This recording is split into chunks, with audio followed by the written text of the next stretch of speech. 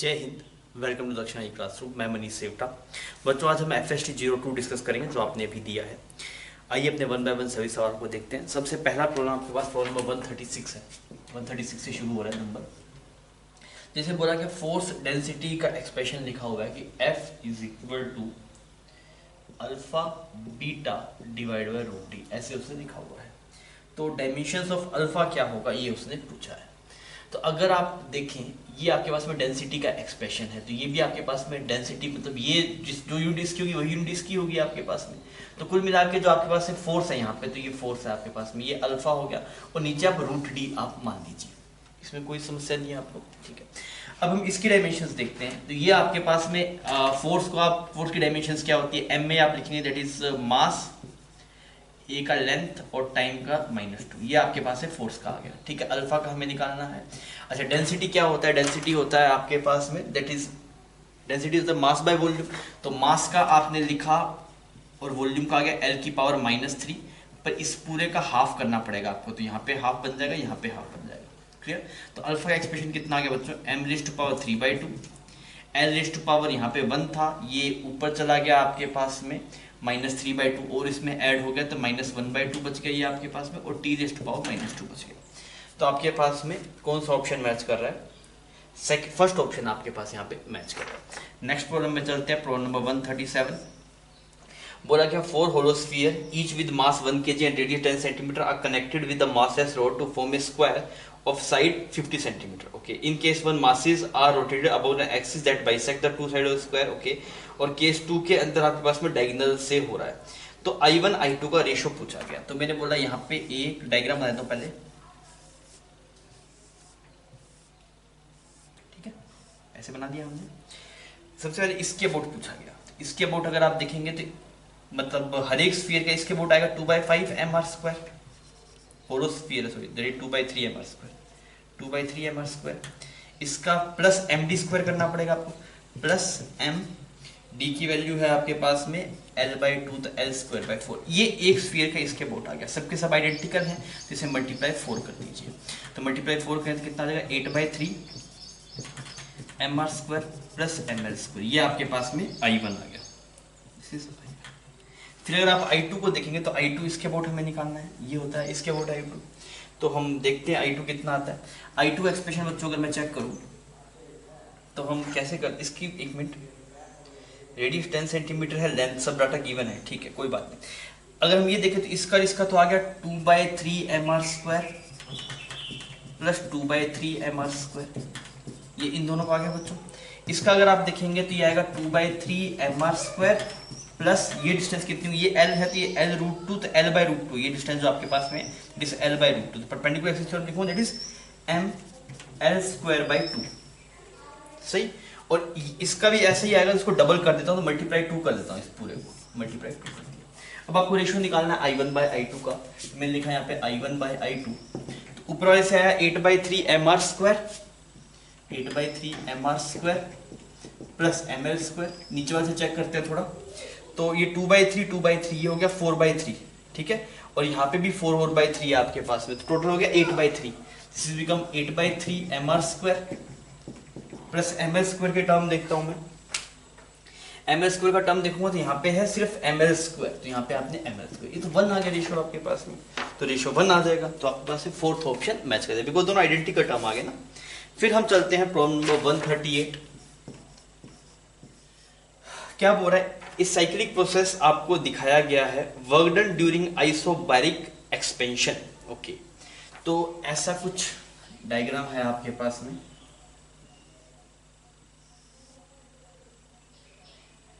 ये यहां पे आ गया और ये ऐसे कुछ यहां पे आ गया। डन, ये पॉइंट A है, ये B है, ये C है और ये वाला पॉइंट आपके पास में D है।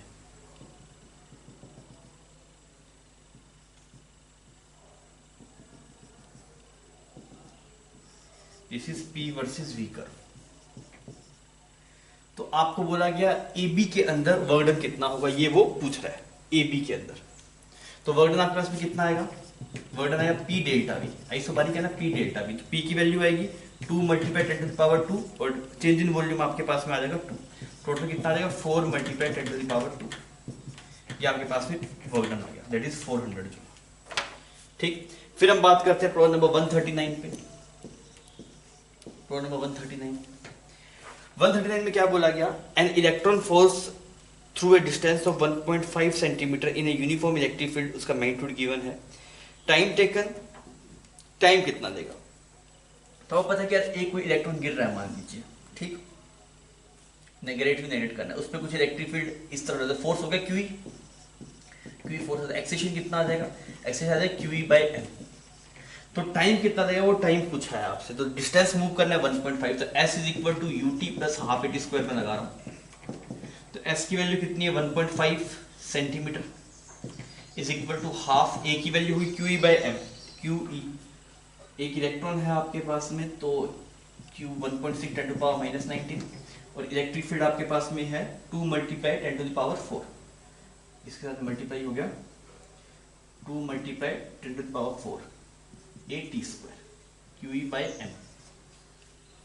ठीक, ये एक्सप्रेशन आ गया, सेंटीमीटर इसको मीटर में कन्वर्ट करो, सोल्व कर लीजिए, यहाँ से टाइम निकाल लीजिए, थोड़ी सी कैलकुलेशन है, टाइम अगर आप निकालते हैं तो आता है 2.9 10 to the power minus 9 second.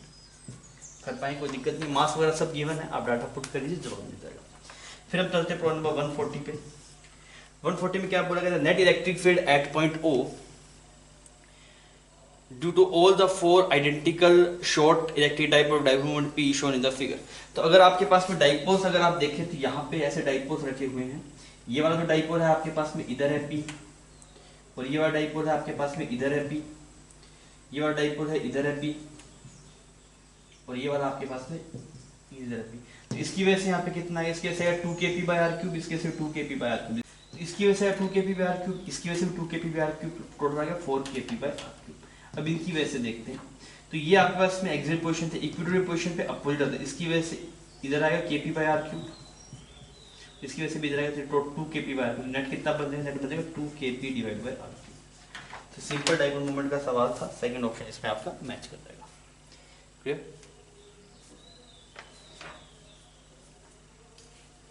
Next हम बात करें प्रॉब्लम नंबर 141। 141 में देखेंगे तो क्या है, N aeroplane is going along straight line from A to B and back again. तो यहाँ पे हम मान लेते हैं ये वाला पॉइंट A है और ये वाला पॉइंट कुछ B है, एक प्लेन है आपके पास में और वो स्ट्रेट लाइन में जा रहा है A से B और वापस आता है, तो relative velocity with respect to wind is v। ठीक है, तो इसके मतलब विंड के रिस्पेक्ट में इसकी वेलोसिटी कुछ v है, वो इस तरफ हमने लिखनी है, एक बार की रिलेटिव वेलोसिटी हमने लिखी है। The wind is blowing perpendicular to line A B with speed v। जो विंड है वो आपके पास में इस तरफ जा रहा है v स्पीड से।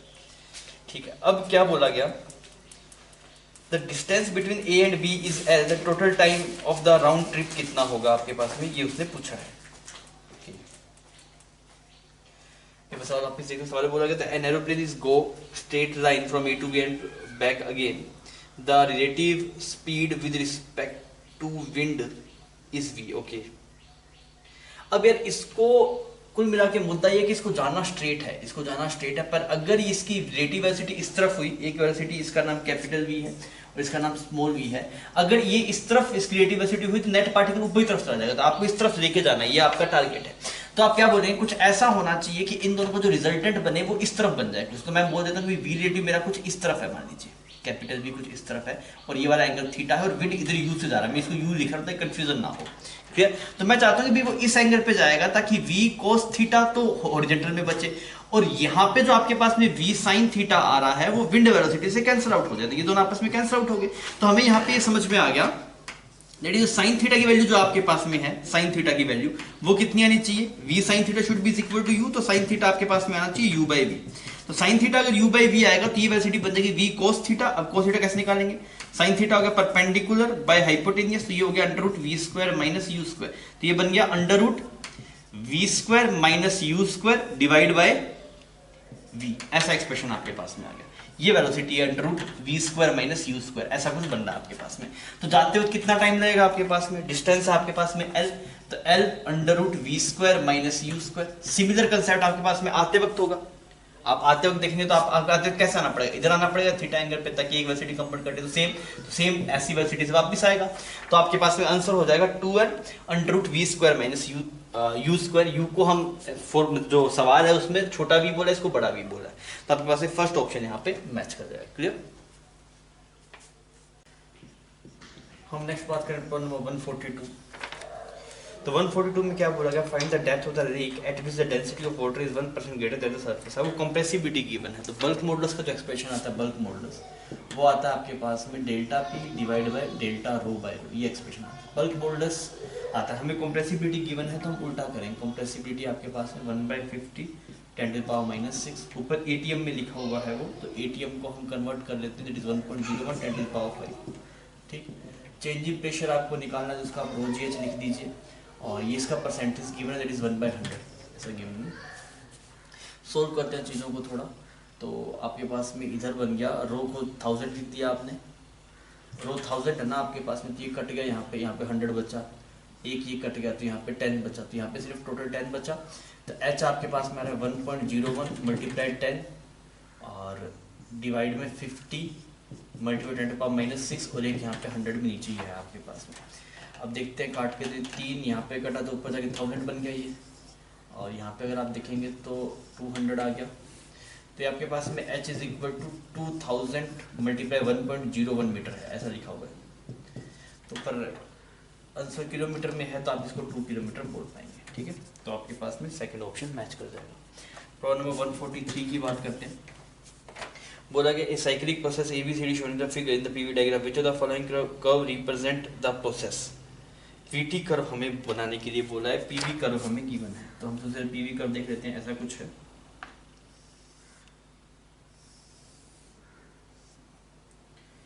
इस प्रोसेस का नाम है P और इसका नाम है यहाँ पे V। तो इसका नाम A हो गया, ये B हो गया, ये C और ये यहाँ पे D। इस तरह से ठीक। अब देखिए A से P आपके पास में आइसोबारिक है, A से P आइसोबारिक है, तो अगर आइसोबारिक है तो VT कर्व के अंदर वो प्रोपोर्शनल बनेगा। अगर आप यहाँ VT कर्व देखेंगे तो VT कर्व में जब V प्रोपोर्शनल T होगा डायरेक्टली, तभी आइसोबारिक प्रोसेस बनेगा। तो AB तो आपके पास में ऐसा होना चाहिए जो फर्स्ट और सेकंड में दिखाया जा रहा है, ऐसा रेंज बननी चाहिए आपके पास में। अब बढ़ेगा कि A कहाँ पे B कहाँ पे, तो थोड़ा देख लेते हैं। वॉल्यूम आपके पास में A पे वॉल्यूम कम है, B पे ज़्यादा है, तो ये VT कर्व है, तो यहाँ पे वॉल्यूम A पे कम है, तो ये पॉइंट A हो गया आपके पास में, और ये वाला पॉइंट B हो गया। A से B से चलेंगे। अब आगे चलते हैं, B से C प्रोसेस की अगर आप बात करेंगे तो B से C प्रोसेस के बारे में कुछ बोला नहीं है, तो आइसोथर्मल जैसा ही होगा आपके पास में, बिकॉज फर्स्ट और सेकंड में अगर आप चेक कर रहे हैं तो फिर आइसोथर्मल होगा, वो उसने मेंशन किया, सवाल मेंशन नहीं किया, पर क्योंकि A और B दोनों में स्ट्रेट लाइन है तो आप इस पे स्ट्रेट लाइन बना दीजिए, कोई कंसर्न नहीं है। पर यहीं पे मैटर खत्म हो गया कि होना फर्स्ट या सेकंड में से था, पर फर्स्ट और सेकंड में से सिर्फ सेकंड है जो A से B है, दूसरा प्रोसेस B से A हो गया, तो B से A तो हो ही नहीं सकता ना, तो सेकंड वाले में ही होगा A से B जा रहा है। देखिए फर्स्ट वाले में अगर आप देखें तो B से A जा रहा है, इस वजह से वो गलत हो जाएगा, तो आप बोलेंगे सेकंड ऑप्शन आपके पास मैच कर जाएगा। नेक्स्ट हम बात करते हैं प्रॉब्लम नंबर 144। बोला गया विच ऑफ द फॉलोइंग रे diagram shows the physical possible refraction. तो आपके पास में जो रे है वो रेयर मीडियम से डेंसर मीडियम में जा रही है, तो रेयर से अगर डेंसर में जा रही है तो पास आनी चाहिए आपके पास में। तो पास अगर देखें तो वो तो फर्स्ट में दिखाई दे रहा है, सेकंड वाले में तो उल्टा ही होगा कहानी, ऐसे है रे, एक के अंदर तो ऐसे रे जा रही है, तो यहाँ पे नॉर्मल है, तो ये नॉर्मल है, तो कुछ इधर ऐसे जाएगी, तो वो हो रही है पहले वाले में। दूसरे वाले बच्चों अगर आप देख रहे हैं तो यहाँ पे रे जा रही थी ऐसे, ये नॉर्मल है, तो ये ऐसे होगी, ऐसे संभव नहीं है ना आपके पास में, ऐसा होता नहीं है। और थर्ड वाले में अगर आप देख रहे हैं तो थर्ड वाले में कुछ ऐसा सेटअप है आपके पास में, तो लाइन रे कुछ ऐसे आ रही थी यहाँ पे नॉर्मल, और इससे अवे चली जा रही है, अवे नहीं जाएगी पास आएगी, तो फर्स्ट ऑप्शन आपके पास में मैच कर जाएगा। नेक्स्ट हम बात करते हैं प्रॉब्लम नंबर 145 की। बोला गया the wire of resistance R is bent in the form of square of side A, find out the magnetic induction at centre. तो इन सब केसेस में जीरो आता है आपके पास में, यहाँ पे जब ऐसे वायर्स रहती है आपके पास में, यहाँ से कुछ करंट आ रहा है, यहाँ पे कुछ करंट आ रहा है, तो ऑब्वियसली करंट डिवाइड हो जाएगा, तो इसकी रेजिस्टेंस अगर R है तो ये ऊपर वाले की 3R हो जाएगी। तो करंट जब आपके पास में डिवाइड होगा तो इसमें करंट जाएगा आपके पास में I/4, this is become 3I/4, और इसमें जाएगा आपके पास में I/4, ऐसा करंट जाएगा। अब आप देख लीजिए इसकी वजह से मैग्नेटिक फील्ड आएगा, उसकी डायरेक्शन बाहर की तरफ है, और इनकी वजह से अंदर की तरफ है, तो नेट आपस में कैंसिल आउट होकर जीरो बनता है आपके पास, तो आपके पास में फर्स्ट ऑप्शन यहाँ पे मैच कर जाएगा। ठीक, फिर हम आगे बढ़ते हैं, अगले सवाल में चलते हैं, दैट इज प्रॉब्लम नंबर 146। तो 146 में क्या बोल रहा है, a body is projected from ground at an angle θ1 with horizontal with kinetic energy k1, what is the potential energy of the body when the velocity makes an angle θ2 with the horizontal. तो आपने बोला कि यहाँ पे initially θ1 angle बना रहा है ऐसे, तो हम इस पर बता देते हैं, θ1 एंगल बना रहा है, तो हम केस को ड्रॉ कर लेते हैं थोड़ा। यहाँ पे मान लीजिए इनिशियल वेलोसिटी कुछ v1 थी और ये वाला एंगल से कुछ θ1 बन रहा था, तो ये इस वाली वेलोसिटी का नाम कितना है, v1 cos θ1 और ये वाली वेलोसिटी कितनी होगी, v2 cos θ2। अब इसने क्या बोला, पोटेंशियल एनर्जी कितनी होगी जब वेलोसिटी θ2 एंगल बनाएगी। तो अगर वेलोसिटी θ2 एंगल बना रही है तो ऑब्वियसली नई वेलोसिटी कुछ v, इसको v1 बोला, इसको v1 बोला मैंने, इसको सॉरी v1, यहाँ पे v2 होगी। तो मैं बोल रहा हूँ ये वाला एंगल को θ2 हो गया, तो एक बात तो फिक्स है, दैट इज v2 cos θ2 इसके बराबर होती है, that is v1 cos θ1।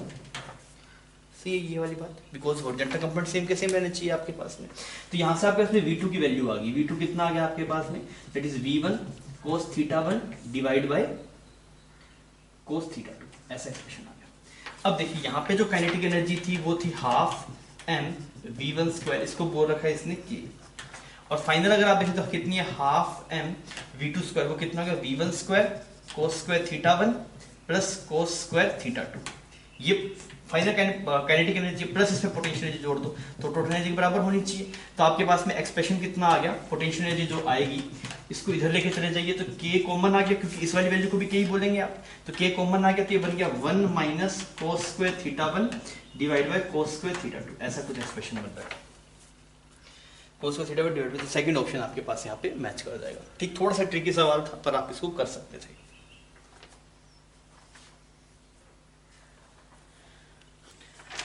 Next हम बात करते हैं प्रॉब्लम नंबर 147 की, और आपको क्या बोला गया, ice point and steam point of thermometer are 20 degree and 80 degree, what will be the temperature in degree Celsius when the thermometer is 32 metre. तो आप दो स्केल बना लीजिए, ये यहाँ पे शो कर रहा है 20 डिग्री और ये यहाँ पे शो कर रहा है 80 डिग्री, इसकी लेंथ कुछ आपके पास में L है मान लीजिए, ठीक है। सिमिलरली एक नया स्केल है, उसकी भी लेंथ L है, नहीं जो पुराना स्केल है वो यहाँ पे 0 डिग्री सेल्सियस होता है, इसके कोरस्पॉन्डिंग 100 डिग्री सेल्सियस होता है।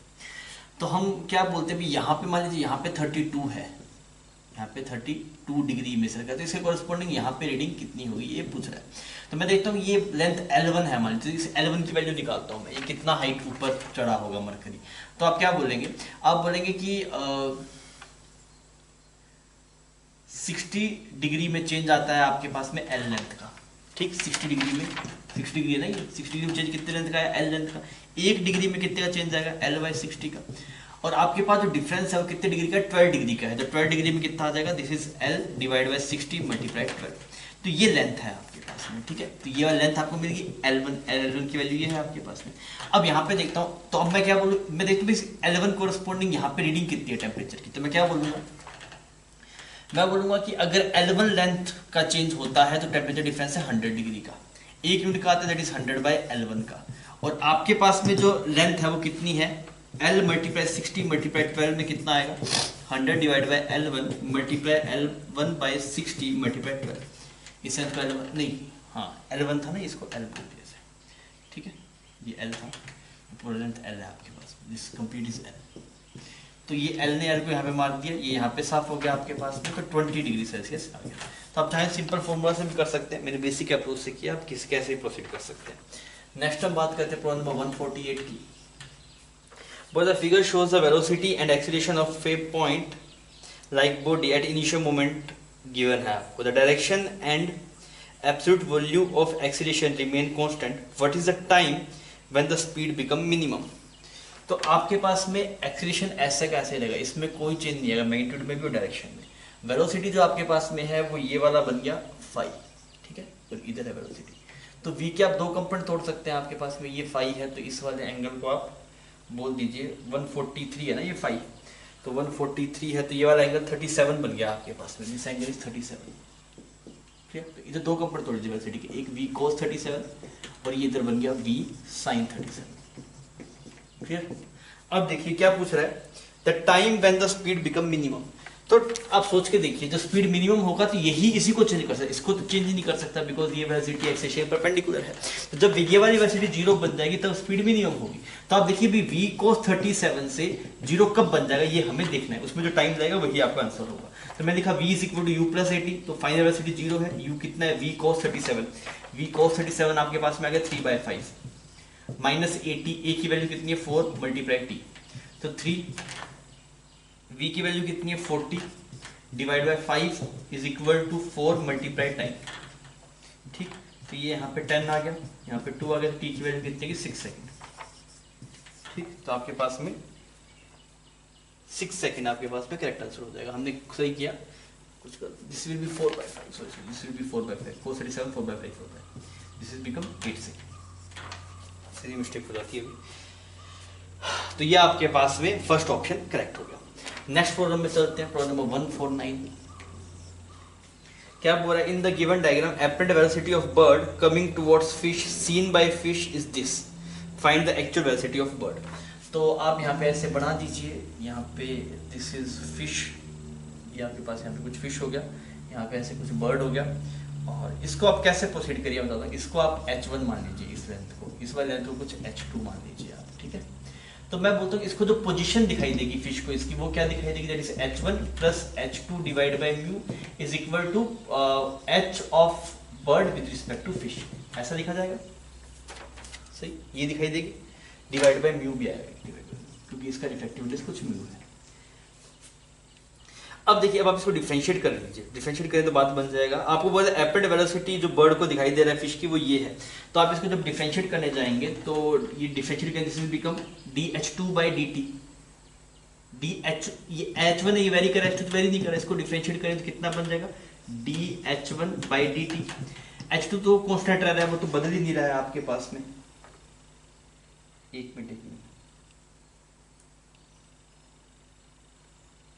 अच्छा, फिश भी ऊपर जा रहा है आपके पास में, फिश भी ऊपर जा रहा है, स्पीड सवाल बढ़िया बना दिया 3 सेंटीमीटर पर सेकंड से। तो dh2/dt मैं लिख देता हूँ, तो आपके पास में यहाँ पे आ गया dh2/dt मल्टीप्लाई म्यू, और यहाँ पे अगर आप देखेंगे that is velocity of bird with respect to fish divide by mu, ऐसा एक्सप्रेशन।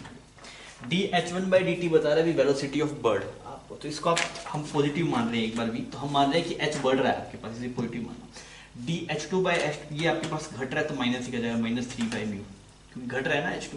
और velocity of fish with respect to bird, तो ये इसको क्या आते हुए दिखाई दे रहा है, पास आते हुए दिखाई दे रहा है, कमिंग टुवर्ड्स फिश, तो ये वाली वैल्यू भी घट रही होगी तो माइनस लिखा जाएगा, -19 डिवाइड बाय म्यू की जगह 4/3 आपके पास कर दीजिए, 4/3। तो वेलोसिटी कितना आ गया बच्चों, 9/4 माइनस 57/4। तो अगर आप इसको सब्ट्रैक्ट करते हैं तो ये आ गया 48/4, 12 सेंटीमीटर पर सेकंड। माइनस का इसका मतलब ये भी घट रहा है, तो ये नीचे की तरफ आ रहा होगा आपके पास में, तो आंसर आ जाएगा 12 सेंटीमीटर पर सेकंड। तो सवाल बढ़िया था, अगर बेसिक क्लियर होंगे तभी आप इसको प्रोसीड कर सकते थे।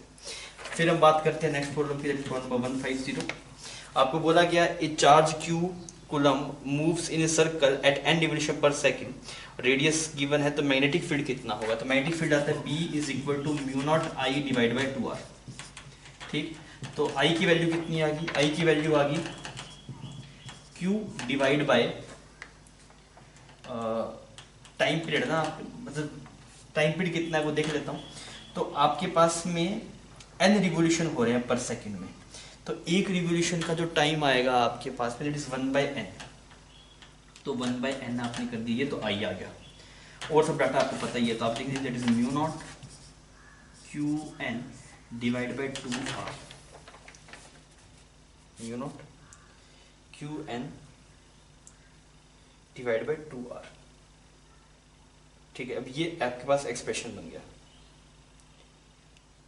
अच्छा, अब इसने इसकी वैल्यू पुट की हुई है, μ0 की वैल्यू वैसे नहीं लिखा हो, तो μ0 को आप लिख सकते हैं, μ0 इज इक्वल μ/4 pi 10⁻⁷ होता है, ये इसको लिख लीजिए, दैट इज 4 pi मल्टीप्लाई 10⁻⁷, तो ये क्या बन जाएगा, that is 2 pi Qn divide bye 10⁻⁷, तो थर्ड ऑप्शन आपके पास मैच कर जाएगा। ठीक है, क्लियर।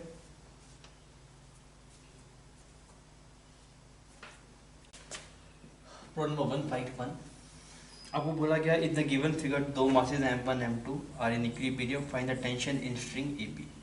तो ये तो सिंपल है आपके पास में, यहाँ पे स्प्रिंग है, इस पे ऐसे कुछ m2 है और यहाँ पे ऐसे कुछ m1 है और यहाँ पे ऐसे रस्सी लगी हुई है। इस रस्सी में टेंशन पूछा, तो इस स्प्रिंग में टेंशन होगा m2g, तो ये इस रस्सी में भी m2g होगा ऊपर की तरफ m2g, और m2 भारी है आपके पास, तो इसमें अगर आप देखेंगे तो ऊपर की तरफ m2g लग रहा है, नीचे की तरफ m1g लग रहा है और नीचे की तरफ टेंशन लग रहा है, ऐसे ही हो रहा होगा। तो आपने क्या लिखा, that is m2g is equal to m1g plus tension, तो टेंशन की वैल्यू आ गई m2g माइनस m1g, तो फोर्थ ऑप्शन आपके पास मैच कर गया। फिर हम बात करते हैं प्रॉब्लम नंबर 152। बोल रहा है if the work done in blowing A bubble of volume v is w, तो 2v वॉल्यूम वाले क्या होगा, तो हमें वॉल्यूम से मतलब नहीं है, हमें सरफेस एरिया से मतलब है। पहले वॉल्यूम से निकाला 4/3 पाई r क्यूब, तो r आपके पास में आ गया। तो इसमें जो वर्क डन होता है that is t multiply 4 pi r square, ठीक है। तो ऐसा कुछ एक्सप्रेशन आ रहा है आपके पास में, r की वैल्यू हम यहाँ से निकाल देते हैं। तो r की वैल्यू आपके पास में आ गई v की टर्म में, that is 3v divide by 4 pi raise to power 1/3 था ना, दिस इज 2/3, ये वर्क डन है। सेकंड वाले में अगर आप देखेंगे वॉल्यूम v डैश, तो उसकी 2v वॉल्यूम है आपके पास में, तो 2v is equal to 4/3 pi r1 cube होगा आपके पास में। तो यहाँ पे वर्क डन आएगा t मल्टीप्लाई 4 पाई r1 का स्क्वायर अगर आप देखेंगे तो this is become 2v, this is 6v divide by 4 pi raise to power 2/3, ऐसा बनेगा आपके पास में। तो ये W2 है, तो आपको W1 की टर्म में लिखना है ये कितना है, तो ये सब तो W1 के अंदर, ये तो W में ही आ गया, ये V भी इसमें आ गया, ये भी इसमें आ गया, बस यहाँ पे उसमें 6 रेज टू, यहाँ पे 2 एक एक्स्ट्रा आ गया, यहाँ पे 2 मल्टीप्लाई 3 कर दो इसको, तो आपके पास में ऐसा बना है W2 is equal to 2 raise to power 2/3 और W ऐसा आया। तो आप इसमें क्या लिख देंगे 4 की पावर 1/3, 2 रेज टू पावर 2/3 लिखा हुआ है, तो ठीक है, फोर्थ ऑप्शन पे मैच ही कर गया, वैसे लिखा हुआ डायरेक्टली। फिर हम बात करते हैं प्रॉब्लम नंबर 153। एसएचएम का सवाल है, आपको बोला गया particle of mass m attach to the 3 spring, सब गिवन है। स्लाइटली अगर पुश करते हैं अगेंस्ट c, तो टाइम पीरियड ऑफ ऑसिलेशन कितना होगा। ये थोड़ा सा ज्योमेट्रिकल प्रॉब्लम है आपके पास में, यहाँ पे m मास है, यहाँ पे m मास है और यहाँ पे ऐसे एक m मास है, ठीक। तो यहाँ पे अगर आप इसको थोड़ा सा इधर x पुश कर देते हैं, मान लीजिए इसको आपने x पुश कर दिया, तो अगर आप इसको x पुश करते हैं तो देखिए क्या होगा, ये जो स्प्रिंग है आपके पास में ये भी कुछ ऐसा बन जाएगा आपके पास में, ये स्प्रिंग भी कुछ ऐसा बन जाएगा और ये वाला स्प्रिंग कुछ ऐसा बन जाएगा, ठीक है। अच्छा, ये वाला जो एंगल आपके पास में होगा, ये वाला एंगल हम कैसे निकाल सकते हैं, इस एंगल को देखिए, तो ये वाला आपको 45 गिवन था और इस पे परपेंडिकुलर ड्रॉ कर दे, हमें चेंज इन लेंथ निकालना है, तो इस पे हम परपेंडिकुलर ड्रॉ कर दे तो हमें रिजल्ट मिल जाएगा चेंज इन लेंथ का। तो ये वाला एंगल आपके पास में 45 डिग्री है, तो ये बन गया 45 x/√2, ये आ गया x/√2, समझ में आ रही है।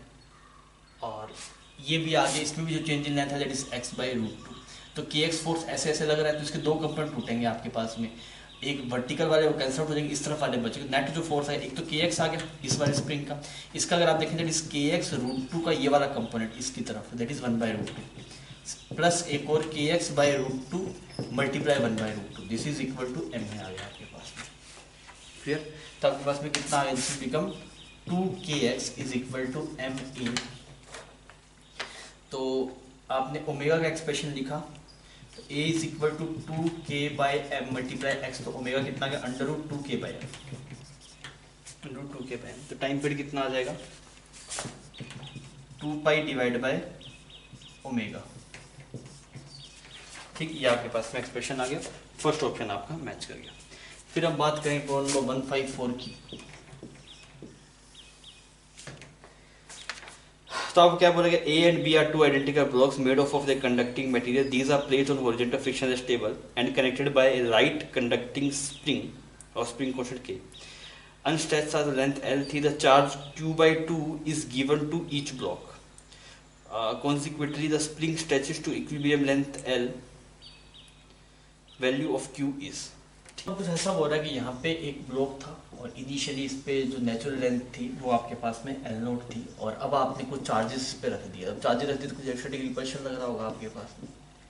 तो आपने बोला कि इस पे जो चार्ज है आपके पास में ये Q/2 है और ये Q/2 है, तो आइडेंटिकल है तो चार्ज फ्लो नहीं करेगा, ऐसे ही रह जाएगा। तो आप बोलेंगे रिपल्सिव फोर्स है K Q1 Q2 that is Q²/4 divide by R², वो नई लेंथ कुछ L² बोल दीजिए, ठीक है। That should be is equal to K, और x की वैल्यू कितनी है, चेंज इन लेंथ कितना है, नई लेंथ L है, ये लेंथ कुछ L मान लीजिए, तो चेंज इन लेंथ है L माइनस L नॉट। हमें वैल्यू किसकी निकालनी है, Q की वैल्यू हमें निकालनी है, Q की वैल्यू निकालनी है। ये K 1/4 पे एप्सिलॉन वाला है, इसमें यहाँ पे कंफ्यूजन ना हो। तो Q² की वैल्यू कितनी आ गई आपके पास में 16 pi epsilon naught, 16 pi epsilon naught L² K L minus L naught, ऐसा एक्सप्रेशन आएगा। तो Q कितना बन जाएगा आपके पास में, this is become 4 under root pi epsilon naught L² K और L माइनस L। तो कौन सा ऑप्शन मैच करें, देखिए सेकंड ऑप्शन मैच कर जाएगा आपके पास में, बिकॉज उसमें बाहर 4 नहीं लिखा है, यहाँ पे 2 लिखा है, अंदर 4 लिखा है, एक ही बात है आपके पास में। तो आपके पास में थर्ड ऑप्शन आपके पास यहाँ पे मैच कर रहा है।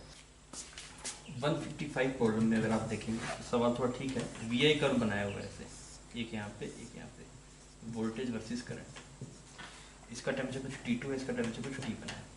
तो अगर ऐसा ये वाला एंगल थीटा है और ये वाला एंगल थीटा है, तो आपको पता है कि ये रेजिस्टेंस चाहिए, तो इस वाले एक्सिस पे स्लोप चाहिए, तो इसकी जो रेजिस्टेंस R1 जो होगी वो हो जाएगी tan थीटा, और यहाँ पे अगर आप R2 देखेंगे तो ये हो जाएगा tan 90 माइनस थीटा, तो ये हो जाएगा cot थीटा। क्लियर? अब आप सोल्व कर लीजिए, अब आप R1 को लिख देंगे इधर tan थीटा R1 है ना, is equal to R0 1 plus alpha T1, और यहाँ पे ऊपर लिखेंगे that is cot theta is equal to R0 1 plus alpha T2। अब हमें चाहिए T2 माइनस T1 का डिफरेंस चाहिए, दोनों सेपरेट करते हैं इक्वेशन को। तो ये बनेगा आपके पास that is cot theta minus tan theta is equal to, ये कुछ आपके पास में प्रोपोर्शनल टर्म आ जाएगी T2 माइनस T1 जैसा कुछ कांस्टेंट, और यहाँ पे आपके पास में दिस इज R0 ना, तो सेपरेट कर लेते हैं बोलिए। तो अगर आप इसे सेपरेट करने जाएंगे दिस इज बिकम R0, तो वो कैंसिल आउट हो जाएगा, तो ये R0 बाहर रह जाएगा आपके पास में, अल्फा बाहर आ जाएगा, T2 माइनस T1 ऐसा कुछ एक्सप्रेशन आपके पास में आ रहा है। तो T2 minus T1 cot theta minus tan theta proportional है, पर ऐसा कुछ गिवन सोल्व कर लेते हैं इसको। तो आप इसको क्या लिख देंगे, this is 1 minus tan² theta divide by tan theta. Clear? ये आ गया T2 माइनस T1 के प्रोपोर्शन। आप लोग ट्रिग्नोमेट्री लगा के सोल्व करेंगे तो ये एक्सप्रेशन आपके पास में cot 2 थीटा का प्रोपोर्शन आता है, cot 2 थीटा कर पाएंगे। साइन स्क्वायर cos स्क्वायर ले कर लो तब उससे आसान हो जाएगा। तो आप मैं करके दिखाता हूँ, देखिए। तो यहाँ पे ये एक्सप्रेशन को थोड़ा नीचे लिख देता हूँ, तो ये क्या बन जाएगा, cos square theta minus sine square theta और डिवाइड बाय, बस ये था cot theta 1/tan square theta minus tan theta, ठीक है। और आपके पास में cos square theta sine square theta cos square theta, नीचे आपके पास में cos स्क्वायर थीटा चला गया, और यहाँ पे देखिए this is sine theta divide by cos theta. Clear? इसने इसको उड़ा दिया, डन। तो अब आप इसको देख लीजिए, तो ये एक्सप्रेशन आपके पास से बन गया। इसको आप ऊपर जो 2 लिख मल्टीप्लाई कर दीजिए, ऊपर जो 2 मल्टीप्लाई कर देंगे। अब इसको देखिए, इसको लिख सकते हैं 1 माइनस cos स्क्वायर थीटा, तो ये बन जाएगा cos square theta 2 cos square theta minus 1, ठीक। और यहाँ पे एक 2 है, और ये बन गया साइन 2 थीटा, और ये क्या बन गया 2 cos square theta minus 1 divide by 2, ये एक्सप्रेशन 2 cos थीटा होता है, this is become cos 2 theta, नीचे बन गया साइन 2 थीटा, तो एक्सप्रेशन आ जाएगा आपके पास में cot 2 थीटा। थोड़ा कैलकुलेटिव सवाल था आपके पास में, ठीक है। तो थर्ड ऑप्शन आपके पास यहाँ पे मैच कर रहा है। Clear?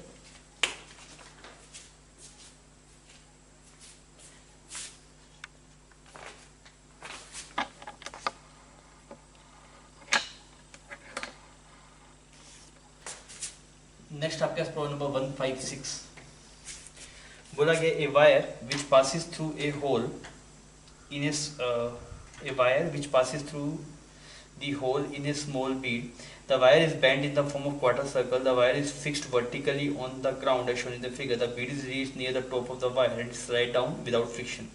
As the bead move from A to B, the force applied on the wire will be. तो ऐसे करे कुछ आपको बोला गया है यहाँ पे।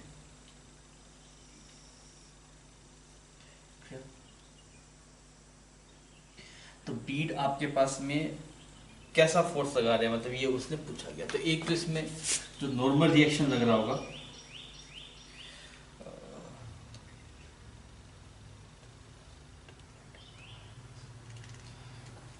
अगर आप इसको ऐसे रिलीज करते हैं तो क्या होता है आपको पता है, पहले वेलोसिटी, ये वाला सवाल आपने देखा है ऐसा, यहाँ पे हेमिस्फीयर रहता है तो यहाँ तक ऐसे रहता है, फिर ये कॉन्टैक्ट लूज कर देता है, इसके बाद में फिर कॉन्टैक्ट लूज करता है, फिर फ्री हो जाता है। सबसे पहले तो ये कोई एक स्पेसिफिक थीटा तक तो ये इसके कॉन्टैक्ट में रहेगा, इसे कॉन्टैक्ट में मतलब ये इस पर नॉर्मल लगा रहा होगा नीचे की तरफ, इस पे नीचे की तरफ नॉर्मल लगा रहा हो यहाँ तक, पर उसके जस्ट बाद फिर बाहर जाने की कोशिश करेगा, बाहर जाने की कोशिश करेगा फिर इस तरफ जाएगा। तो पहले एक बार इनवर्ड लगाएगा फिर आउटवर्ड लगाएगा। तो इनिशियली आपके पास में इनवर्ड लगाएगा फिर रेडियली आउटवर्ड लगाएगा। तो ये इस वाले सवाल जैसा हो गया। तो यहाँ पे देखते स्पेसिफिक थीटा, वो थीटा था कोस इनवर्स 2/3, उस वाले पे कॉन्टैक्ट यूज करता है। तो जब तक यहाँ पे था तब तक इसी कॉन्टैक्ट में है, इसको दबा रहा है, जैसे कॉन्टैक्ट यूज करने की कोशिश करेगा तो बाहर निकलने की कोशिश करेगा, बाहर निकलने की कोशिश करेगा, नॉर्मल आउटवर्ड डायरेक्शन में लगाएगा। तो radially inward initially, radially outward later, fourth option match कर जाएगा। प्रॉब्लम नंबर 157 बोला कि spherical part of radius r/2 is evacuated from asteroid of mass m shown in the figure. The gravitational acceleration at a point on the surface of asteroid just above, ये जो cavity आप बना रहे हैं इसके just ऊपर पूछ रहा है, यहाँ पे पूछ रहा है। sphere of mass spherical part r/2 is removed from the asteroid of mass m shown in the figure. तो इस पूरे का मास जो बच्चों आपके पास में था वो कैपिटल है। सबसे पहले इस पूरे की वजह से निकालता हूँ यहाँ पे GFI, तो इसका आता है GM डिवाइड बाय r²। अब आप देखिए, अब पहले that is rho multiply 4/3 pi r³ ये आएगा आपके पास में m, और इसका देखिए that is rho multiply 4/3 pi r³ divide by 8। तो ये इसका मास हो जाएगा m/8, जो पार्ट रिमूव किया उसका मास हो गया m/8। तो इसकी वजह से कितना आएगा, दैट इज g m/8, और इसकी ये जो डिस्टेंस होगी ये r/2 है आपके पास में, तो बिकम r²/4। तो यहाँ पे 2 आ गया आपके पास में, तो gm डिवाइड बाय 2r² आपके पास में आंसर आ गया। तो सेकंड ऑप्शन मैच कर जा रहा है। प्रॉब्लम नंबर 158 बोल रहा है person is producing a wave in the string by moving his hand up and down if frequency is 1/8 hertz, then find out time taken by the particle which is find the time taken by the particle which is at a distance of 9 meter from the source to move to lower extreme first. Okay,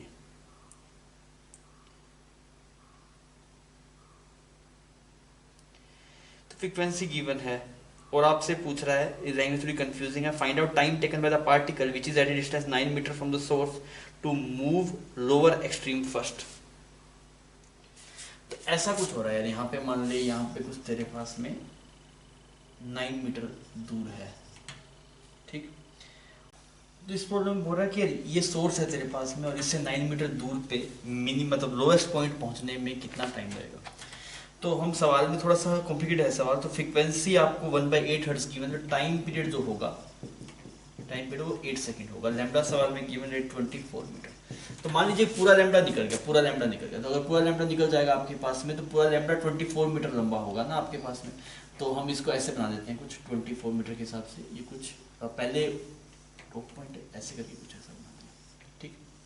ये एक पूरा हो गया और इसमें जो अभी तक टाइम लग गया, ये सोर्स है, सोर्स मतलब इतना बना दे तो टाइम कितना लग गया, अभी तक 8 सेकंड का टाइम लग गया। और यहाँ पे ये आपके पास में 12 मीटर है और जो मिड वाला पॉइंट है ये 6 है, ठीक। पर हमें चाहिए यहाँ पे 9 मीटर वाले के पास में ये पॉइंट कब आएगा, ठीक। तो मैंने देखा कि इतने टाइम में तो 8 सेकंड तो लग ही चुके हैं आपके पास में, बस ये 3 मीटर और आगे चल जाए। तो आप ये देखिए 24 मीटर चलने में 8 सेकंड का टाइम लगा, तो 3 मीटर चलने में कितना टाइम लगेगा आपके पास में, सही है ना। आपके पास जो स्पीड है आपके पास में वो आ गई 3 की स्पीड आ गई आपके पास में। जो स्पीड है आपके पास में स्पीड वो कितनी है, 24 डिवाइड बाय 8, तो 3 मीटर पर सेकंड की स्पीड है। अब 3 मीटर और आगे जाना है तो कितना टाइम लगेगा, 1 सेकंड और लग जाएगा। टोटल टाइम कितना हो जाएगा, 9 सेकंड। तो आंसर हो जाएगा 9 सेकंड।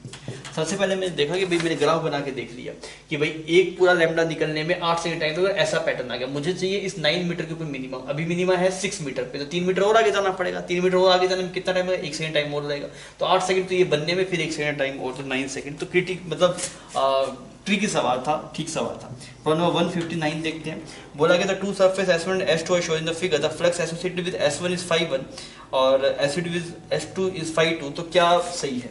तो आपको पता है कि किसी से भी फ्लक्स अगर आप देखते हैं तो एक्सप्रेशन आता है Q/2 एप्सिलॉन नॉट ब्रैकेट में 1 - cos थीटा। दोनों में अगर आप देख रहे हैं तो ये थीटा जो है वो सेम रह रहा है, थीटा जो है वो सेम रहेगा, या फिर आप ऐसे समझते हैं जो फील्ड इधर जा रही होगी पूरी पूरी इससे गुजरेगी, तो फ्लक्स दोनों में सेम आएगा, तो थर्ड ऑप्शन आपके पास मैच कर जाएगा। Next is problem number 160। बोला in the adjoining circuit the battery E1 has EMF 12 volt and 0 internal resistance while battery E2 has EMF 2 volt. Okay, if galvanometer G reads 0 तो X की value कितनी होगी? तो हम बना देते हैं सर्किट, थोड़ा बना लेते हैं। ये एक रेजिस्टेंस है आपके पास, एक बैटरी है, एक यहाँ पे रेजिस्टेंस है, एक यहाँ पे, और एक यहाँ पे गैल्वेनोमीटर लगा दिया, एक और बैटरी है। ठीक है, ये 12 वोल्ट आ गया आपके पास में, 0 इंटरनल रेजिस्टेंस, और E2 का जो EMF है वो 2 वोल्ट है, और ये कितना है 500 ओम। ओके, तो आपको बोला गया कि इससे कोई करंट नहीं जा रहा है, इससे कोई करंट पास हो रहा नहीं है। अगर इससे कोई करंट पास नहीं हो रहा तो इसका मतलब कि यहाँ पे पोटेंशियल अगर 0 है, मतलब इसका मतलब ये सर्किट अपने आप में एक अलग सर्किट हो गया। तो यहाँ पोटेंशियल 0 है तो यहाँ पे पक्का 2 होगा, और सिर्फ इसी सर्किट में करंट जा रहा है। तो हमारे पास यहाँ से जो करंट आ रहा है आपके पास में 2 डिवाइड बाई एक्स आ गया। इस वजह से अगर आप देखें ये 2 है ये 0 है, और वैसे देखें क्योंकि पूरा सर्किट में करंट अगर आई जा रहा है तो यहाँ पे भी आई ही जाना चाहिए, तो यहाँ पे आई है 2 बाई एक्स, और वैसे अगर आप देखेंगे आई तो ये आएगा 12 डिवाइड बाई 500 प्लस एक्स, ऐसा कुछ एक्सप्रेशन आ गया। सोल्व करते हैं तो 500 plus x is equal to 6x, तो 5x इज इक्वल टू 500, तो x की वैल्यू आ गई 100 ओम। तो आपके पास में सेकंड ऑप्शन यहाँ पे मैच कर गया। तो हमें ये जो चीज गिवन थी जी से कोई करंट नहीं जा रहा, उसके हिसाब से हमने प्रोसीड किया, तो सेकंड ऑप्शन हमें करेक्ट मिल गया। ठीक, फिर हम नेक्स्ट चलते हैं, पहले इसको मिटा लेते हैं फिर हम नेक्स्ट आगे बढ़ेंगे। 6.1 प्रॉब्लम देखते हैं। आपको बोला गया a block of mass m is placed on a surface with vertical cross section y is equal to x cube by 6। Okay, a block is placed on surface with vertical cross section कुछ इस तरीके का है। इधर coefficient of friction is the maximum height above which the block can be placed. तो आपके पास में ऐसे करके हमने एक कर्व बना दिया, कुछ मान लीजिए कुछ ऐसे करके कुछ ऐसा भी बन रहा है आपके पास में। तो मैं बोल रहा हूँ जहाँ पे tan theta mu m g के बराबर, मतलब यहाँ पे कुछ थीटा एंगल बना रहा है मान लीजिए, तो आप बोलते जैसे m g sine theta that should be is equal to mu m g cos theta, तो यहाँ पे कैंसिल आउट हो जाएगा, तो tan थीटा जहाँ पे म्यू के बराबर आ जाएगा वो मैक्सिमम हाइट है। तो tan थीटा कितना आएगा, dy बाई डी एक्स आएगा इस कर्व में, तो dy बाई डी एक्स निकालता हूँ, तो मैंने लिखा यहाँ पे dy is equal to 3x square dx, 3x square dx divide by 6, तो यहाँ पे dy बाई डी एक्स आ गया x square by 2 is equal to mu, mu की वैल्यू कितनी है सवाल में 0.5, दिस इज 1/2, तो x की वैल्यू 1 आएगा। तो अगर x की वैल्यू 1 है तो y की वैल्यू पुट करके देखिए तो 1/6, तो मैक्सिमम हाइट जहाँ तक जा सकते हैं दैट इज 1/6 मीटर। ऐसे सवाल जब भी आए तो आप यहाँ पे टेंजेंट ड्रॉ कर दीजिए, मान लीजिए नया इंक्लाइंड प्लेन है, तो यहाँ पे mg sin थीटा, यहाँ पे बैलेंस होना चाहिए म्यू mg cos थीटा से, क्लियर। तो वहाँ से देखा जब म्यू tan थीटा के बराबर होगा तो वहाँ से हमें जवाब मिल रहा है। नेक्स्ट प्रॉब्लम आपके पास है 162। बोला गया simple pendulum of frequency f has a metal bob if the bob is charge negative and is allowed to oscillate with a large positive plate under it, तो फ्रीक्वेंसी क्या होगी आपके पास में। तो हमने यहाँ पे एक सिंपल पेंडुलम बना दिया, ठीक, और यहाँ पे अपने मेटल प्लेट रख दी, इस पे जो चार्ज है आपके पास में, इस पे कुछ नेगेटिव चार्ज है आपके पास में, और जो प्लेट है इससे पॉजिटिव चार्ज है। अगर पॉजिटिव चार्ज है जी इफेक्टिव जो होगा वो बढ़ जाएगा, जी इफेक्टिव जो होगा वो बढ़ जाएगा, नहीं एम जी भी लग रहा है, अट्रैक्टिव फोर्स भी लग रहा है। तो टाइम पीरियड एक्सप्रेशन है T is equal to 2 pi √L/g। तो टाइम पीरियड आपके पास में घट जाएगा, और अगर आप फ्रीक्वेंसी की बात करेंगे तो फ्रीक्वेंसी आएगा that is √G/L divide by 1/2 पाई। तो फ्रीक्वेंसी आपके पास में क्या हो जाएगा, इंक्रीज हो जाएगा। तो हम क्या बोलेंगे, जो फ्रीक्वेंसी होगी आपके पास में वो बढ़ जाएगी, क्लियर, ठीक है। क्योंकि टाइम पीरियड आपके इसमें घट गया, टाइम पीरियड घट गया तो पेंडुलम तेजी से ऑसिलेट करे, तेजी से ऑसिलेट करे मतलब फ्रीक्वेंसी बढ़ गई, नहीं तो आप मैथमेटिकली भी जा सकते हैं। फिर हम नेक्स्ट प्रॉब्लम की बात करते हैं, प्रॉब्लम 163। बोला गया the orbital velocity of an artificial satellite in a circular orbit just above the earth is v। Okay, for a satellite orbiting at an altitude of half of earth radius above the, तो उसकी ऑर्बिटल वेलोसिटी कितनी होगी। तो आप gmm divide by r square is equal to mv square by r होता है एक्सप्रेशन, इसने इसको उड़ा दिया। और वेलोसिटी का एक्सप्रेशन जो आपके पास में आता है ये r है यहाँ पे, तो वेलोसिटी का एक्सप्रेशन आता है √gm/r। तो पहले वाला तो r रेडियस में घूम रहा है, नए वाले की देखते हैं, उसकी जो रेडियस आएगी वो आएगी 3r/2, ऐसा एक्सप्रेशन आएगा। तो उसकी जो वेलोसिटी बनेगी दैट इज वी डैश की वैल्यू जो आएगी दैट इज √2/3v। क्लियर? तो थर्ड ऑप्शन आपके पास मैच कर गया। Next problem is problem number 164। क्या बोला गया? An air bubble in a glass is 5 centimetre deep and views from one face and 2 centimetre deep when view from opposite face. Okay, ठीक है। तो what is the thickness of slab? तो आपके पास में यहाँ पे मान लीजिए कुछ एयर बबल है, यहाँ पे कुछ, ठीक है, यहाँ पे कुछ एयर बबल है, इससे कुछ दूरी आपके पास में h1 है, यहाँ से कुछ दूरी आपके पास में h2 है। तो आप बाहर से देख रहे हैं, जब यहाँ से देख रहे हैं h1/μ is equal to h apparent. तो ये h एपरेंट कितना दिखाई दे रहा है आपको? 5 दिखाई दे रहा है, ठीक। और यही जब आप उधर से देखें that is h2/μ is equal to h apparent, तो ये वाली वैल्यू कितनी आ रही है आपके पास में? 2 आ रही है। तो h1 की वैल्यू आ गई, h1 प्लस h2 की वैल्यू जो आ गई that is 7 multiply μ, what is the value of μ here? That is 3/2। तो कितना आ गया आपके पास में? 21/2, तो 10.5 सेंटीमीटर हो गया, ठीक। फिर हम नेक्स्ट प्रॉब्लम पे चलते हैं, प्रॉब्लम नंबर 165। बोर्ड है the infinite number of cell of EMF और इंटरनल रेजिस्टेंस ये सब गिवन है आपको, और connected in series in same manner across external resistance this. तो करंट कितना फ्लो करेगा? तो आपके पास में जो ईएमएफ टोटल बन गया वो कितना बन गया? E प्लस E/n, वो सब सीरीज में है, E/n² that is up to infinity. इसका जो सम आता है that is A divide by 1 minus R, R हो गया 1/n, तो ये बन गया दैट इज NE और n-1, ये तो बन गया E नेट, ठीक। बच्चों इसी तरीके से अगर हम R नेट निकालें, इंटरनल रेजिस्टेंस की हम बात कर रहे हैं, तो उसका फर्स्ट टर्म आपके पास में R है, तो ये बन जाएगा R divide by 1 minus n, तो ये बन गया आपके पास में NR डिवाइड बाय n-r। अब हमसे क्या पूछा गया? हमसे पूछा करंट कितना है। तो करंट आप कैसे देखेंगे? टोटल आपके पास में ईएमएफ है जो that is N capital E divide by n-3, और टोटल रेजिस्टेंस जो है एक तो इंटरनल रेजिस्टेंस आपने लिख दिया, प्लस आपके पास में एक्सटर्नल रेजिस्टेंस आ गया that is NR divide by n+1। अब थोड़ा देखते हैं, ये n यहाँ पे साफ हो गया, इसको थोड़ा सोल्व किया जाए।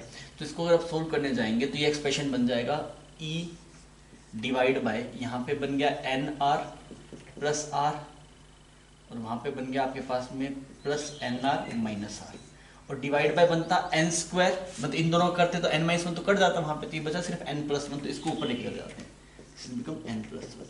तो एक्सप्रेशन बन रहा है E n+1 और यहाँ पे आ गया 2NR, ऐसा एक्सप्रेशन आपको दिखाई दे रहा है।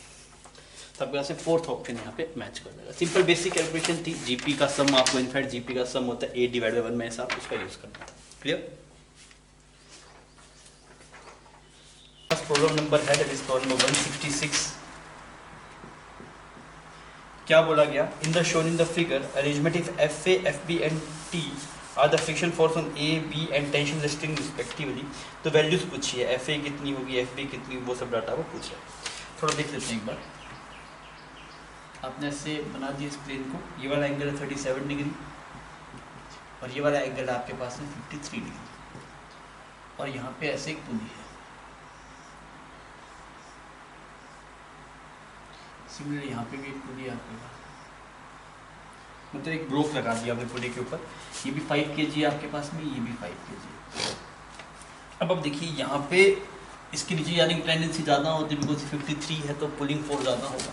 तो आपके पास में कुछ ऐसा हो रहा होगा, यहाँ पे जो फोर्स लग रहा होगा this is mg sin theta, तो mg की वैल्यू होगी 50 और sin 53 आपके पास में 4/5, ये है pulling force that is 14 Newton. Pulling force आपके पास 14 न्यूटन है यहाँ पे। अच्छा, और इसका यहाँ पे जो पुलिंग फोर्स आएगा that is mg sin 37, mg sin 37 हो गया आपके पास में 3/5, ये आ गया 30 न्यूटन। इसका पुलिंग फोर्स 30 आ गया, उसका 40 आ गया। और फ्रिक्शन की वैल्यू देखते हैं। फ्रिक्शन कोफिशिएंट जो है, फ्रिक्शन कितना है आपके पास? फ्रिक्शन होता है म्यू mg cos थीटा। तो यहाँ पे जो मैक्सिमम फ्रिक्शन आ सकता है, मैक्सिमम फ्रिक्शन F1 इसको बोल देता हूँ, दैट इज म्यू की वैल्यू सवाल में 0.5, mg की वैल्यू है 50 और cos 37 आ गया 3/5। डन। तो इसको अगर हम देखेंगे यहाँ पे 10 आ गया, इसने इसको उड़ा दिया, इसने इसको उड़ा दिया, तो 15 न्यूटन आ सकता है फ्रिक्शन। यहाँ पे जो मैक्सिमम F1 हो सकता है वो 15 हो सकता है। सिमिलरली अगर आप यहाँ पे F2 देखेंगे तो ये बन जाएगा F2 is equal to mu mg cos 37, this is 4/5। तो ये आपके पास में यहाँ पे 10 आ गया, इसने जो काट दिया, तो यहाँ पे 20 न्यूटन आ गया। तो देखिए जो टोटल खींचने वाला फोर्स है वो 14 न्यूटन है, और रोकने वाला फोर्स आपके पास में 30 ये होगा, 20 ये होगा, 15, मतलब ऑब्वियस सिस्टम चलेगा नहीं। अगर सिस्टम आपके पास में नहीं चलेगा तो अब करें क्या, आपके पास में एफ और एफ बी की वैल्यू कितनी कितनी है। तो आप यहाँ पे देखिए,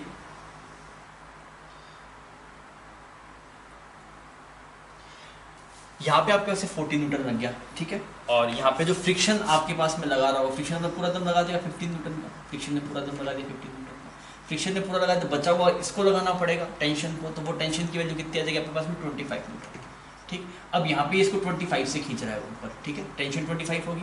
अब यहाँ पे देखिए, यहाँ पे पीछे लग रहा था 30, पीछे कितना लग रहा था आपके पास में 30, अब इसको रोकने के लिए फ्रिक्शन को यहाँ पे लगना पड़ेगा, कितना लगना पड़ेगा 5 न्यूटन। तो आप बोलेंगे टेंशन की वैल्यू 25 न्यूटन, और जो आपके पास में एक फ्रिक्शन है वो 15 न्यूटन और दूसरे वाला 5 न्यूटन, क्लियर। फिर हम नेक्स्ट बात करते हैं आपके पास में, दैट इज प्रॉब्लम नंबर 167। इसमें बोला कि एक cup of tea cools from 80 degree to 60 degree in 1 minute. तो 80 डिग्री से 60 डिग्री जाने में कितना टाइम लगता है, 1 मिनट का टाइम लगता है, ठीक। तो और सराउंडिंग का टाइम 30 डिग्री है, तो 60 से 50 जाने में कितना टाइम लगेगा, 60 से 50 जाने में कितना टाइम लगेगा। तो हमने लिखा जो rate of fall of temperature है that directly proportional to temperature difference, ठीक। तो जितना फॉल हुआ टेम्परेचर आपके पास में 20 डिग्री फॉल हुआ पहले वाले केस में 1 मिनट में लगा, और जो टेम्परेचर था आपके पास में इसका एवरेज टेम्परेचर हम देंगे तो 70 आ गया, और सराउंडिंग का टेम्परेचर कितना था आपके पास में 30 डिग्री। फिर अगर आप इस वाले केस में देखेंगे तो टेम्परेचर का चेंज आना है टी, और ये आ गया के, और इसका एवरेज टेम्परेचर कितना आ गया आपके पास में 55 माइनस 30। अब दोनों को डिवाइड मार दीजिए, तो क्या एक्सप्रेशन बनेगा आपके पास में, ऊपर तो 20 डिवाइड बाय 1 मिनट, और यहाँ पे आपके पास में 10, और ऊपर चला गया आपके पास में टी, और इसको अगर आप देखेंगे दिस इज बिकम के मल्टीप्लाई 40, और यहाँ पे नीचे देखेंगे दैट इज के मल्टीप्लाई 25। इसने इसको उड़ा दिया, इसने इसको उड़ा दिया, तो टी की वैल्यू आपके पास में कितना है देखते हैं थोड़ा, दिस इज 40/25, यहाँ पे नीचे 2 चला गया मिनट, इतना आंसर आ रहा है। इसको थोड़ा सोल्व कर लेते हैं, तो ये बन गया 4/5।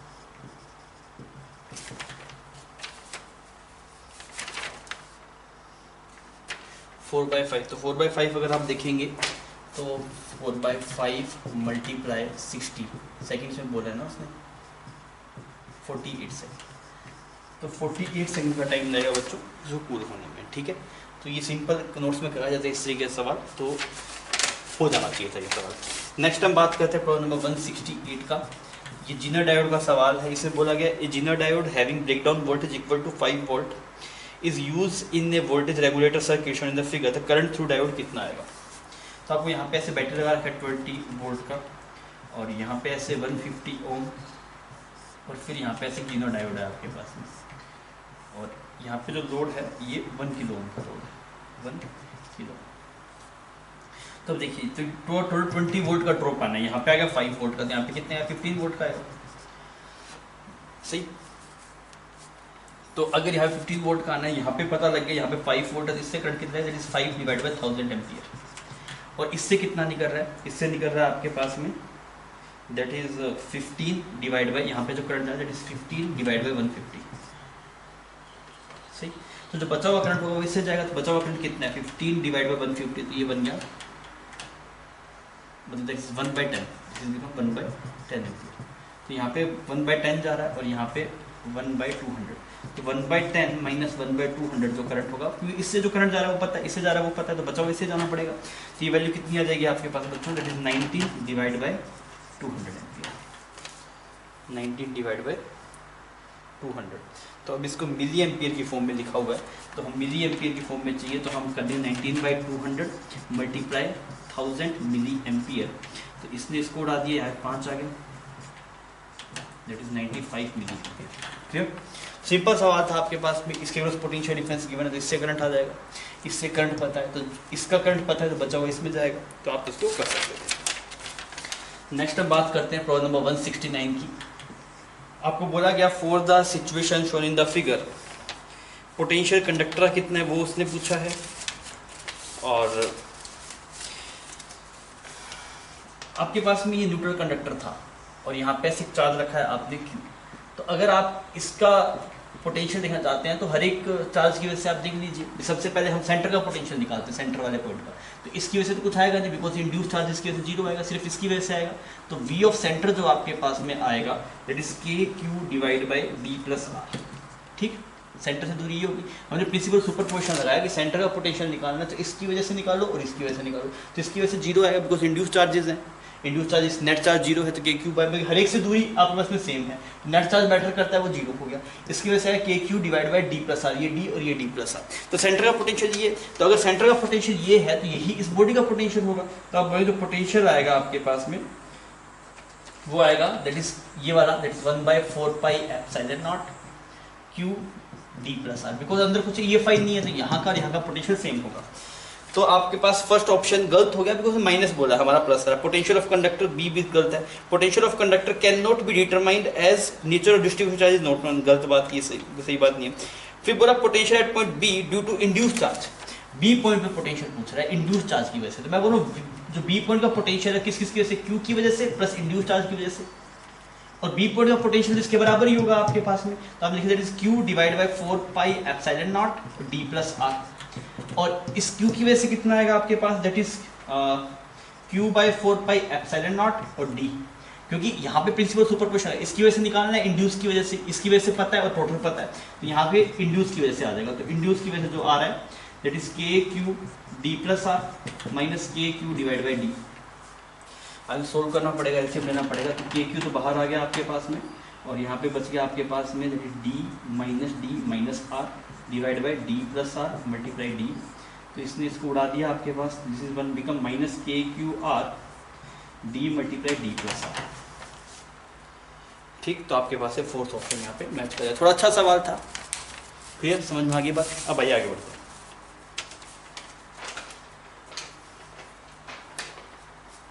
70 देखते हैं। 170 बोला गया the figure shows a conducting loop plate in magnetic field, the flux through the loop changes with time. Flux का एक्सप्रेशन गिवन है, phi is equal to 5t minus 10t square, ऐसा फ्लक्स आपको गिवन है। तो direction और magnitude of induce current कितना होगा, तो हमने ऐसे लूप बना दिया, ठीक है, और ऐसे लूप बना दिया, इसका नाम A है, इसका नाम B है। अब आप अगर देखें d5 बाय EMF, अगर हम देखें तो EMF क्या होता है, d5 बाई dt होता है, d5 बाई dt। ठीक, तो d5 बाई dt से डिफरेंशिएट करने is 5 minus 10t, 5 minus 10t। तो अगर आप इसमें पुट कर दे t is equal to 0.25 that is 1/4, तो ये बन गया 5 माइनस 2.5, सही। तो कितना का 2.25 वोल्ट, ये आ गया EMF। ये अगर EMF आ गया तो रेजिस्टेंस गिवन है, तो करंट कितना आ जाएगा आपके पास में, सही किया आपने नहीं, ये d5 this is 20t, sorry this is 20t, this is 20t। तो ये 20 हो गया तो यहाँ पे 5 बन गया, तो EMF 0 आ गया। और EMF 0 आ गया तो कहानी खत्म है, फिर 0 है, तो डी ऑप्शन आपके पास में मैच कर जाएगा। नेक्स्ट बढ़ते हैं प्रॉब्लम नंबर 171 पे। 171 में क्या बोला गया, the power supplied to a particle of mass 2 kg varies with time, power given है that is 3t square by 2। Here t is second, is velocity of particle t is equal to 0, तो उस time पे कितनी होगी।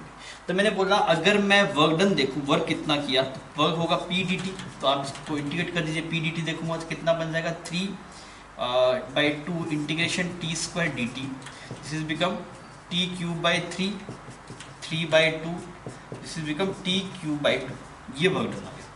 तो अगर आप इसमें देखेंगे कौन सा टाइम पुट करें हम, 2 सेकंड पुट करें, तो वर्क डन कितना हो गया आपके पास में 4 जूल वर्क डन हो गया, और ये चेंजिंग काइनेटिक एनर्जी के बराबर होगा। तो 4 is equal to half, m की वैल्यू कितनी है 2, और यहाँ पे v स्क्वायर, तो v की वैल्यू आ गई 2 metre per second. Third option आपके पास यहाँ पे मैच कर जाएगा, सिंपल सवाल था।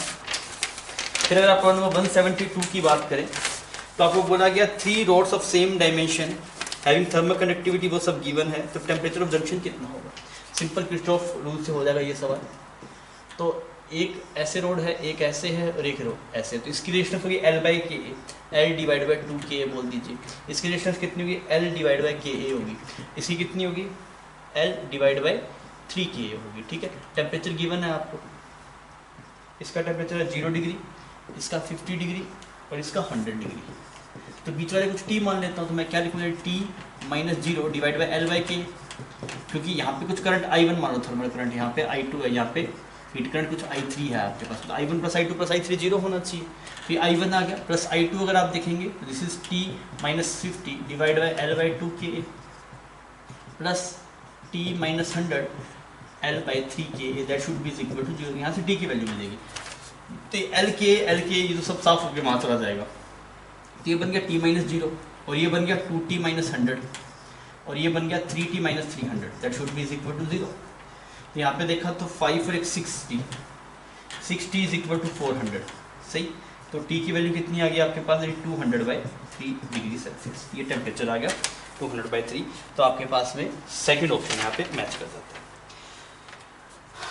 तो आपके पास में बोला गया 173, आपके पास लॉजिक गेट का सवाल है। बोला गया the circuit diagram shown a combination of logic gate which states the output x and y and z for given point p q r s, all states as 1। When p and q changes to state 0, तो ये simple है, आप इसमें values put करके देखते रहिए, इसमें कुछ नहीं करना। आपको बोल दिया भाई ये लॉजिक गेट है और स्टेट आउटपुट आपके पास में एक्स वाई आपको डायग्राम में शो कर ही रहा है, एक्स वाई और जेड, जेड फाइनल आउटपुट है और पी क्यू आर एस आपके पास में इनपुट के पॉइंट है।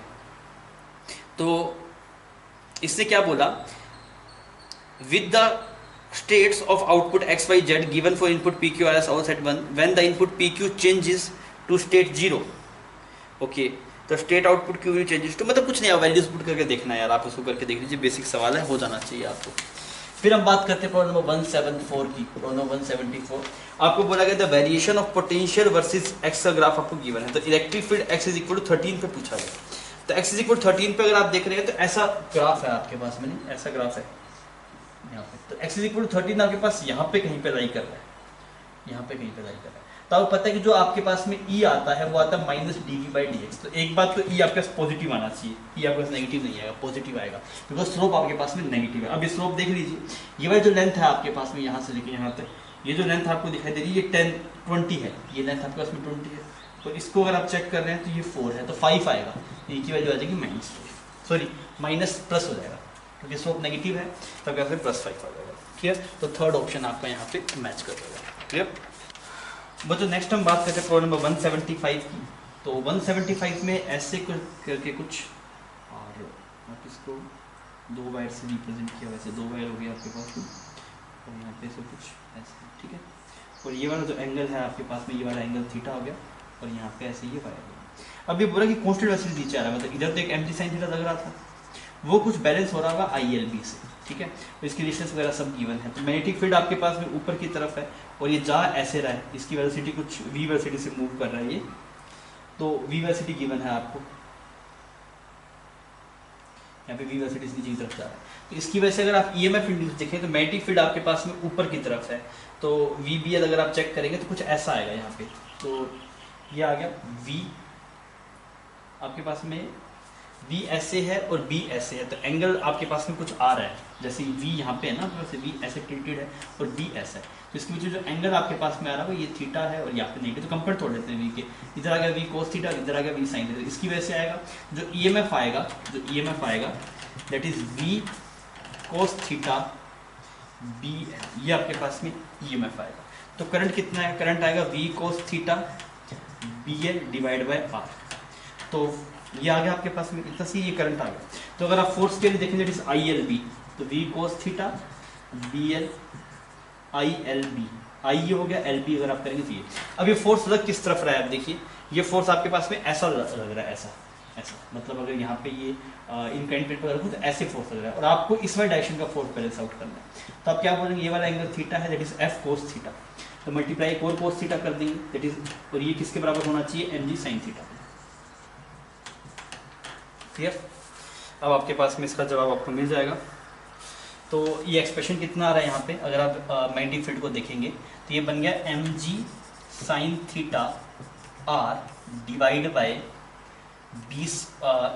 VL square cos square theta, ये आपके पास में b का अंडर रूट, ये एक्सप्रेशन होगा। तो आपके पास में mgr sin theta VL square cos square theta, तो थर्ड ऑप्शन आपके पास यहाँ पे मैच कर जाएगा। ये थोड़ा सा अच्छा सवाल था। अब आइए अपने आगे चलते हैं।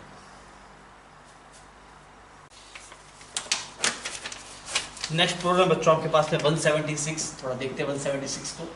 बोला गया a ball is thrown with velocity 6 metre per second vertical downward from a height of 3.5 metre on horizontal ground, it rebound back to same height then coefficient of restitution. देखिए आपके पास ऐसा बोला गया कि एक बॉल को 6 मीटर पर सेकंड से आप नीचे की तरफ फेंका, 6 मीटर पर सेकंड से, और 3.2 मीटर की हाइट से। देखते हैं पहले नीचे पहुंचते तक कितना वेलोसिटी हो जाता है।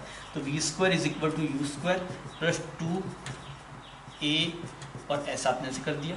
तो v स्क्वायर की वैल्यू कितनी है, 36, और प्लस ये बन गया आपके पास में 64। तो v आ गया 10 मीटर पर सेकंड। ठीक है, तो वेलोसिटी जस्ट बिफोर था 10 मीटर पर सेकंड। अब आपको बोला गया कि ये सिर्फ इस टॉप पॉइंट तक जाता है, तो टॉप पॉइंट जाता है तो इसकी वेलोसिटी कितनी होगी। अगर आप v डैश को देखें तो v डैश का square is equal to 2a और s की वैल्यू कितनी है 3.2, तो v डैश की वैल्यू है 8। तो ये 10 से आता है 8 से जाता है, तो e का एक्सप्रेशन क्या होता है, velocity of separation divided velocity of approach, तो वैल्यू आ जाएगी 0.8। तो e आपके पास 0.8 आता है। नेक्स्ट हम बढ़ते हैं प्रॉब्लम नंबर 177। बोला गया which of the following which is the nature of change. एक सवाल है आपके पास में। Next problem, what is nature of change in internal energy in the following process, 3 dimension, मतलब 3 प्रोसेस आपको दिखाए गए हैं। डेल्टा यू की वैल्यू, तो डेल्टा यू तो यार आपके पास पता है वो भी साइक्लिक प्रोसेस होगा, तो डेल्टा यू आपके पास में 0 आता है। तो आप बोल देंगे डेल्टा यू 0 होगा सर साइक्लिक प्रोसेस के लिए, तो डी ऑप्शन आपके पास में करेक्ट हो जाएगा। प्रॉब्लम नंबर 178, आपको बोला गया एक convex mirror of focal length this form an image which is 1/n times of object. तो आप कॉन्वेक्स मिरर अगर आप बनाएंगे तो ऐसा बनेगा कॉन्वेक्स मिरर।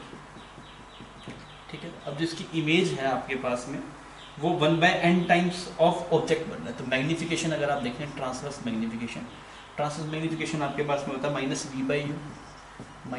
-v/u। तो ये कितना आ रहा है आपके पास में -1/n आ गया, ये आपके पास है -1/n आ गया। तो v को आप लिख सकते हैं, v को आप क्या लिख सकते हैं बच्चों, दैट इज u/n, ये आप v को लिख सकते हैं बच्चों। ये v की वैल्यू आ गई आपके पास में। अब अगर हम फॉर्मूला लगा दें 1/v + 1/u is equal to 1/f। f इसमें पॉजिटिव रहता है, u आपके पास में इधर रहेगा और आपकी इसकी जो इमेज है वो इस तरफ बनती है। तो v इस तरफ बनता है तो पॉजिटिव लिखा जाएगा v ना, तो ये आपके पास है n/u, और u को आप नेगेटिव लिखेंगे इस तरफ है, that is -1/u is equal to 1/f। तो आपके पास जो u आ रहा है बच्चों दैट इज n-1 × f, ये आपके पास इसका आंसर आ जाएगा। ठीक है, तो आपके पास फर्स्ट ऑप्शन यहाँ पे मैच करता है। अभी हम सेकंड लास्ट प्रॉब्लम पे चल रहे हैं, प्रॉब्लम नंबर 179 में क्या हो रहा है, YDSC का सेटअप है और फ्रिंज विड्थ का जो एंगुलर विड्थ आ रही है, तो फ्रिंज की जो एंगुलर विड्थ आ रही है वो 0.2 डिग्री आ रही है। तो कुछ ऐसा मान लीजिए फ्रिंज विड्थ बना आपके पास में। ठीक है, तो ये एंगुलर विड्थ है आपके पास में, तो आप इसको लिख सकते हैं that is angular width that is tan theta is equal to beta divide by capital D. तो बीटा को लिख देते हैं दैट इज लैम्डा d/d, तो यहाँ पे कैपिटल डी इसको उठा दिया, थीटा λ/d के प्रोपोर्शन है। तो पहले थीटा आपके पास में था 0.2 डिग्री और ये आ गया λ/d, ये एक्चुअली रेडियन में होना चाहिए वैसे, पाई डिवाइड बाय 180 का। अब इसने बोला अगर हम इसको डिप कर दे पानी के अंदर तो लैम्डा पे फर्क पड़ जाएगा। तो लैम्डा कितना हो जाएगा, लैम्डा डिवाइड बाय म्यू, तो ये 4/3 हो गया और यहाँ पे डी। अब मुझे पता है λ/d की वैल्यू 0.2 डिग्री है, तो आप 0.2 डिग्री कर दीजिए इसको। अब सोल्व करके देखिए कितना आ रहा है, तो this is 1.5, this is 0.15 degree, 0.15 degree change हो जाएगा अगर आप मतलब फाइनल वैल्यू 0.15 बन जाएगा अगर आप उसको पानी में डालेंगे। ठीक, फिर हम चलते हैं प्रॉब्लम नंबर 180 पे। प्रॉब्लम नंबर 180 में क्या बोल रहा है, only a fraction of electrical energy supplied to tungsten light bulb is converted into visible light if 100 watt light bulb convert 10% of electrical energy into visible light, number of photons कितने होंगे। तो देखिए तो 100 वोट का था, 10% efficiency करूंगा तो इतनी वोट, ये किसके बराबर होगा, n0hc/λ। क्लियर, तो इसने इसको उड़ा दिया, तो 10 इज इक्वल टू n0, की वैल्यू लिख दो इलेक्ट्रॉन वोल्ट एंगस्ट्रॉम, और लैम्डा आपके पास में नैनोमीटर में दिया है तो हमें इस एंगस्ट्रॉम में कन्वर्ट करना पड़ेगा, बदले 6630 एंगस्ट्रॉम। इस एंगस्ट्रॉम ने इसको उड़ा दिया, इस 0 ने इसको उड़ा दिया, तो n0 की वैल्यू जो आ रही है दैट इज 10 × 663 डिवाइड बाय 1240 और एक इलेक्ट्रॉन वोल्ट भी है, तो इलेक्ट्रॉन की वजह से लिखना पड़ेगा ये एक्सप्रेशन। आप सोल्व करेंगे तो ये वैल्यू आ जाएगी 3.33 10 टू द पावर दिया, तो ये आपका जवाब आता है। तो ओवरऑल अगर पेपर को देखें तो पेपर में कुछ सवाल थे जो अच्छे थे, जिनमें कैलकुलेशन अच्छी खासी थी। तो आप पेपर को अगर आप रेट करें तो आप मीडियम में कैटेगरी में रेट करेंगे, आप ये नहीं बोलेंगे बहुत आसान था। ओके बच्चों, थैंक यू फॉर वॉचिंग।